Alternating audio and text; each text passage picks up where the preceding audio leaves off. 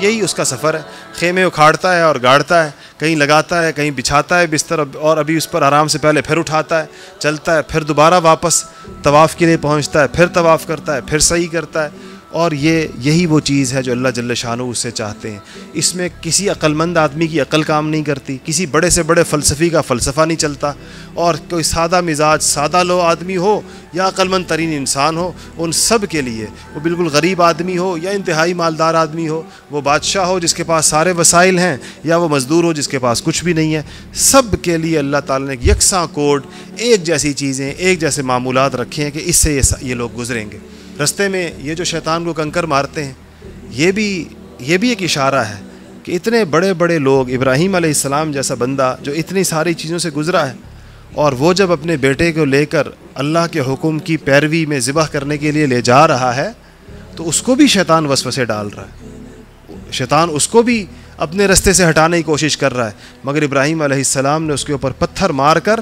اس کی جانب کنکر اچھال کر, گویا اس کو ہٹایا اپنے رستے سے اور اللہ کے اوامر کی طرف, اللہ کے اوامر اور احکامات کو بجا لائے. اس کا مطلب ہے آج میں اور آپ بھی جب اللہ کے اوامر پر چلنے کا ارادہ کریں گے اور چل پڑیں گے, ہمیں بھی وساوس آئیں گے, اور ہمیں بھی شیطان شیاطین الانس والجن, دونوں قسم کے شیاطین بعض اوقات رستے میں رکاوٹیں ڈالتے ہیں. کامیاب انسان وہ ہوگا جو ان رکاوٹوں کو پار کرے گا, نہ کہ ان میں الجھ جائے گا. جو اس میں الجھ جائے گا وہ منزل مقصود تک نہیں پہنچ پائے گا. تو یہ ہم ہر حاجی جب وہاں جاتا ہے تو یہ جو شیطان کی اس جگہ کے اوپر جہاں پر ابراہیم علیہ السلام نے جیسے کنکر پھینکے تھے اور اچھالے تھے, ایسے ہی وہ یہ کنکر پھینک کر اس سبق کو تازہ کرتا ہے کہ مجھے میری زندگی کے اندر جہاں پر بھی حق کے رستے سے اور اللہ کی اطاعت کے رستے سے اور عبدیت کے رستے سے جو بھی روکے گا, میں اس کے روکنے میں نہیں آؤں گا اور میں اس کے روکنے سے نہیں رک جاؤں گا. یہ انسان اس بات کا گویا اس بات کے عہد کو پختہ کرتا ہے وہاں پر جا کر. کیا اس کے بعد اس کو کیا ایک چیز تو اس کو یہ پتہ چلی, دوسری چیز اس سارے انسانوں کو اللہ تعالیٰ ایک سطح کے اوپر اتار کر اسلام کی امت محمدیہ میں جس برابری اور جس مساوات کا سبق بار بار دیا گیا تھا اس کی مشق بھی کراتے ہیں.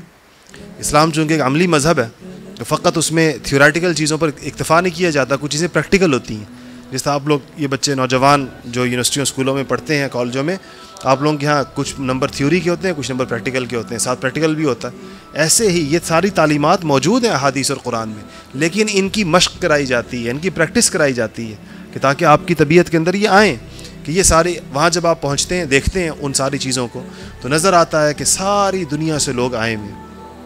ہر رنگ کے لوگ موجود, ہر نسل کے لوگ موجود, ہر قوم کے لوگ موجود, ہر ملک کے لوگ موجود, ہر خطے کے لوگ موجود. ایک تو اس سے ایک امت کے عالمگیر تصور کا سبق تازہ ہوتا ہے کہ یہ ساری امت ہے حضور اکرم صلی اللہ علیہ وسلم کی, اور یہ سارے وہ کلمہ گو ہیں جن تک حضور اکرم صلی اللہ علیہ وسلم کا پیغام پہنچا ہے اور انہوں نے اس دعوت کے اوپر لبیک کہا ہے. اور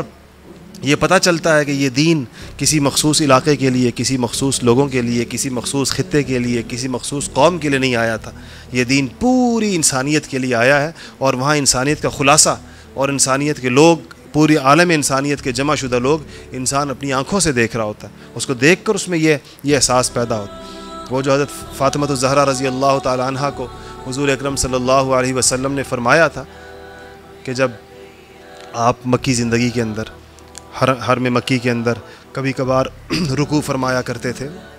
نماز پڑھ رہے ہوتے تھے, رکوع کی حالت میں آپ کی کمر پر جب لا کر اوجڑیاں اونٹ کی رکھ دیا کرتے تھے مشرکین مکہ, تو فاطمہ کو لوگ بتاتے تھے, وہ دوڑتی بھی آتی تھی اور اوجڑی بھی ہٹاتی تھیں اور روتی بھی جاتی تھی. اس وقت اس بے کسی کے عالم میں, اس بے چارگی کے عالم میں اور مظلومیت کے ان دنوں کے اندر رسول اللہ صلی اللہ علیہ وسلم نے اپنی بیٹی سے کہا تھا کہ فاطمہ تیرے باپ کا دین ہر کچے اور پکے گھر کے اندر پہنچ کر رہے گا.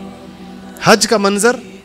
اس بات کو یاد دلاتا ہے کہ واقعی فاطمہ کے ابا کا دین ہر کچے اور پکے گھر کے اندر اللہ نے پہنچا دیا, اور یہ پیغام ہر جگہ اللہ نے آپ اس دور کی مکے کی مظلومیت کو یاد کیجئے کہ جب ان کی پیٹھ سے اوجڑی ہٹانے کے لیے گھر سے بیٹی دوڑ کر آتی ہے, لیکن آج ان کے پیغام کی عالمگیریت کو دیکھیں کہ وہ کہاں کہاں تک پہنچا ہے. جہاں انسان بستے ہیں, دنیا کا وہ آخری کونا جہاں پر اگر کوئی انسان رہتا ہوگا تو وہ اس دعوت پر لبیک کہتا ہوا وہ وہاں پر موجود اللہ کے گھر کا طواف کرتا ہوا آپ کو نظر آئے گا. اور اس کو دیکھنے کا, اس کو دیکھ کر جو اس امت کے بارے میں انسان کی جو کیفیت پیدا ہوتی ہے وہ آپ کو یہاں پر رہتے ہوئے کبھی بھی پیدا نہیں ہو سکتی. کبھی بھی یہاں تو جس طرح کے ماحول میں انسان رہتا ہے وہی مسائل اس کے سامنے ہوتے ہیں. تو یہ حج کا